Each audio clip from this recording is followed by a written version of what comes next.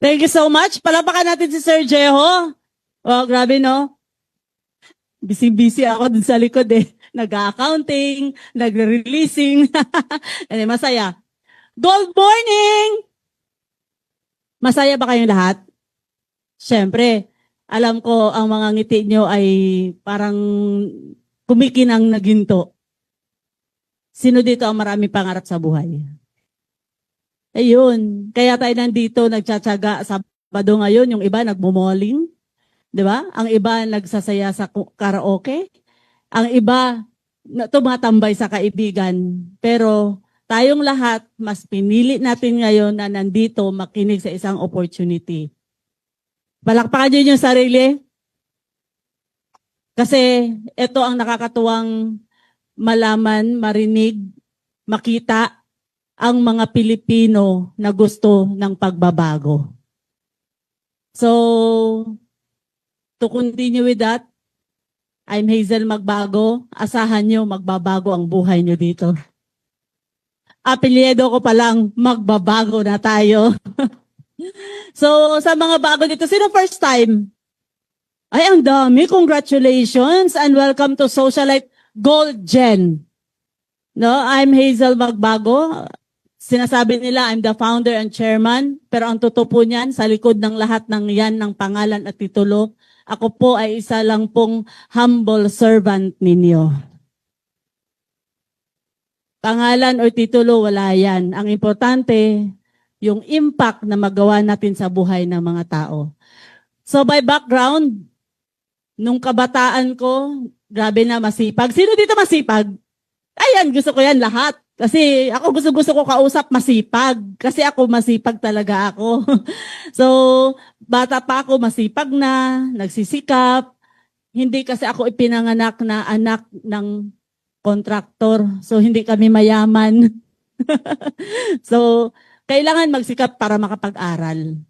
So, talagang ang daming pangarap, yung puso, punong-puno ng pangarap, kaya lang hindi alam pa paano matupad. Pero sabi nga, trust the process, just trust God, and everything will fall in place. Kaya, nung sa kabataan ko rin, nag-OFW ako dito. Sino dito naka-experience mag-abroad? Para sa pamilya. Oh, yun. Bakit kayo nag-abroad? Kasi 'di ba, nangarap ka, mababago yung buhay mo. Kaya lang, nung nandun ka na, para ka ding na-scam. Hindi ka pala yayaman sa pag-abroad. So, ang dami kong naisip na gawin. Ang dami kong naging negosyo, traditional business. So, bakit ako nakarating sa network marketing? Nung nakita ko yung opportunity ng network marketing, sabi ko, oh my gosh, ito pala yung shortcut sa pagyaman. Kasi normal, pag hindi ka pinanganak na mayaman, wala kang puhunan, tama? So, parang malabo sa iyo ang pagyaman. Kasi paano mo, kaya nga sinasabi nila, ang napapamana, hindi kayamanan. Utang, problema sa pamilya, tama? Oo, pero sabi ko, naniniwala ako na mababago yung buhay ko. So, nagnegosyo ako, ang dami kong naging negosyo, 8 traditional business. Kahit ano, food, contract growing, restaurant, no? Transport, ang dami. May naging successful ba? Wala. Kaya one day na-invite ako sa network marketing. Sabi ko, oh my gosh, ito pala yung shortcut. Tatrabahuin ko lang. Pagdating ng panahon, iba na ang buhay ko. So alam ko kayo, naniwala din kayo sa ganong nakita nyo na opportunity. Kaya tinarbaho ko yung network marketing. I'm with the one company lang. International company siya. Hindi madali. Alam nyo ba, sabi ko nga, ang swerte ng mga nagna-network sa panahon ngayon. Napakadali na lang gawin yung negosyo. Kasi nung panahon namin noon, akala nyo noon, tanda ko na, panahon namin noon, way back 10 years or 15 years ago, building a network is not easy. Hindi siya ganun ka hayahay, no? Hindi siya ganun ka paved road. Kumbaga, lubak-lubak pa yung kalsada. Ang hirap magkumbinse. Ang hirap, di ba, plus ang product mo pa, supplement, talagang labas litid mo para makumbinsi mo, bumili yung kausap mo. Di ba?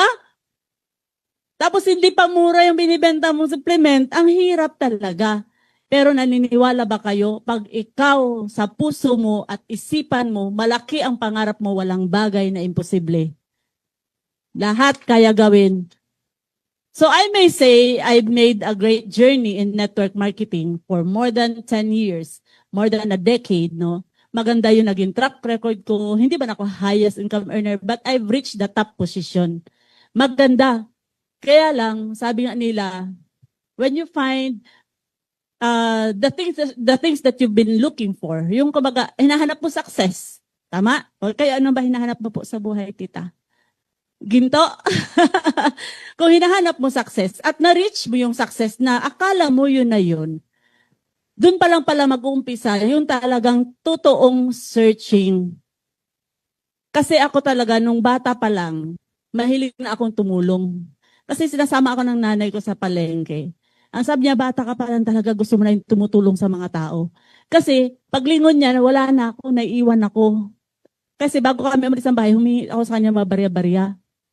Nakikita niya, nagbibigay ako dun sa matanda, sa lumpo, nagbibigay ako ng barya-barya. Ano lang naman kakayanan ng isang bata. Kaya sabi ng nanay ko, alam mo, ikaw talaga dyan sa negosyo mo. Kasi bata ka pa lang, ang gusto mo na tumutulong. Kaya naging maganda yung journey ko sa network marketing kasi hindi ko inisip yung pera. Kaya yung pinapakita sa amin yung kitaan, 1 million a month. Ang sabi ko, parang imposible naman yun. May tao ba kumikita ng 1 million a month? Yun ang naisip ko. Parang imposible. Pero nakita ko yung opportunity na pwede kang kumita at turuan mo yung mga taong dinadala mo kumita din. Yun yung concept na nakita ko. Sabi ko, ito yun.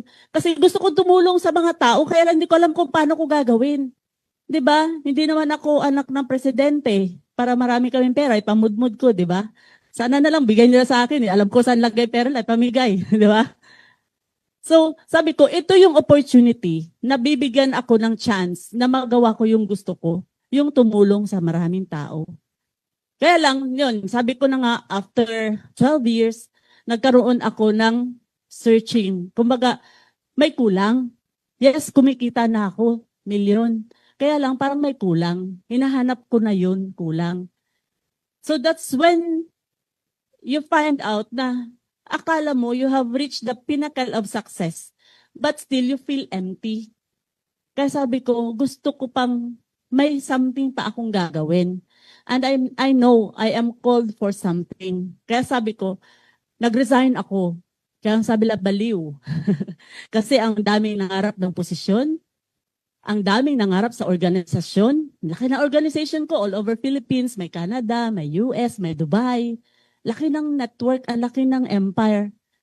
Nag-resign ako para hanapin ko yung searching. Searching nga, inahanap ko yung sarili ko kung saan talaga ako. Kaya nagpunta ako ng Dubai. Sabi ko, baka sa Dubai talaga matupad yung hinahanap kong. Alam mo yung if you are called for something that you know you can do greatness for others. Kaya pumunta ako ng Dubai. Naggawa ako ng kumpanya. Nagtayo ako ng kumpanya. During pandemic, hindi ko naman alam na pandemic, that was 2020. March 2020, nilaunch ko yung office, binuksan ko yung office, may mga members, direct selling, perfume.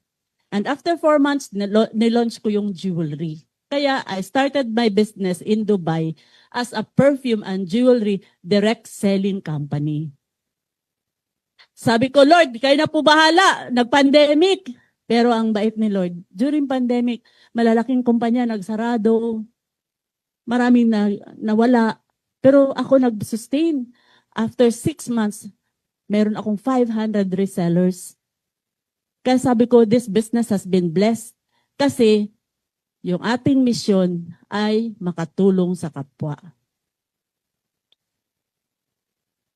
Kaya noong 2023, sabi ko siguro medyo okay na magbukas ako ng Pilipinas. So nag-open ako ng store. Pero I always have this in my heart. Sabi ko, gusto ko talaga ang network marketing. Kasi alam ko marami talaga akong matutulungan. Kaya nagsisearch ako, pinubuo ko yung mga products. Di ba meron tayong mga wellness products, meron tayong beauty products. Kasi gusto ko, pag nag-MLM business ako, network marketing, kakaiba. Kakaiba siya. Gusto ko yung first na magbibigay ng kakaiba. Kasi para maraming kumita. 'Di ba? Sa kakaiba kakikita eh. 'Di ba? Sino yung mga kumita na vlogger? Kundi yung mga unang nag-vlog. 'Di ba? Sila yung may mga million views. Kaya sabi ko, pag nagtayo ako ng network marketing, kailangan kakaiba. Kaya sabi ko, wala pa ako narinig na network marketing sa Pilipinas na may ginto. Sabi ko, sure ito. Pag ito ginawa kong network marketing sa Pilipinas, maraming kikita. And true enough, sige, tuloy. True enough, di ba? Ilang buwan pa lang tayo. October, November, December, January, ang bata pa ng company. Pero, nakita niyo naman, nakakatuwa, kanina nag-browse ako ng Facebook, may nakita ako isang leader nag-post ng kita niya in a month 71,000. Nakakatuwa. Sabi ko, ito yun. Ito yung searching na hinahanap ko. Ito yung hinahanap ko na makatulong ako sa pagbabago ng buhay ng ibang tao. Alam niyo ba, wag niyo lang ilagay sa isip niyo ang pera. Ang pera, kahit ayawan mo yan, basta gawin mo lang yung totoo at tama sa pagtulong, ang pera, kahit ayawan mo yan, darating yan. Kaya, do this business with integrity, kasi yung ating product, hindi basta-basta, nagbibigay tayo ng value sa pera ng ibang tao, nagbibigay tayo ng value sa pinaghirapan nila, nagbibigay tayo ng value sa oras nila. Because what we offer is a value. Ayoko sabihin yung true value kasi store yun eh. What we offer has a real value. Yun. Kaya sabi ko, thank you Lord. Kanina sabi ko natatouch ako, nakikita ko yung mga nagpe-pay out. Ang dami, kagabi nag-pay out ang dami. Sabi ko, grabe. Grabe pag si Lord ang kumilos, di ba? I'm just a simple girl. O simple woman with an extraordinary dream. Kasi extraordinary talaga yung pangarap ko. Extraordinary talaga kasi isang ordinaryong tao na mangangarap makapagbigay ng pagbabago sa buhay ng maraming tao, extraordinary yan para sa akin. So kaya sabi ko, I am your servant, I am here to serve. No? Basta wag niyo lang naman ako i-message ng 2:00 ng madaling araw. Kasi nagpapahinga din po ako. 'Di ba? O, kasi ako talaga, hindi ko matiis na hindi nagre-reply. Pero pag hindi ako nakapag-reply, ibig sabihin busy po ako. Kasi busy po mag-isip ng mga dapat pang gagawin natin strategy para mas mapabilis yung ating pag-asenso, mabilis yung inyong paglago dito sa ating negosyo. So, my vision in the future, my vision in the next 6 months, we will create millionaires out of this opportunity. We will create change. We will change the face of network marketing kasi alam nyo yon, hindi lingid sa kaalaman natin. Maraming sunog na sa network marketing. Maraming pasong-paso na. But isa lang ang masasabi ko sa inyo. Isa lang ang magagaransya ko sa inyo. Yung puso ko malinis para sa negosyong ito na maraming matutulungan.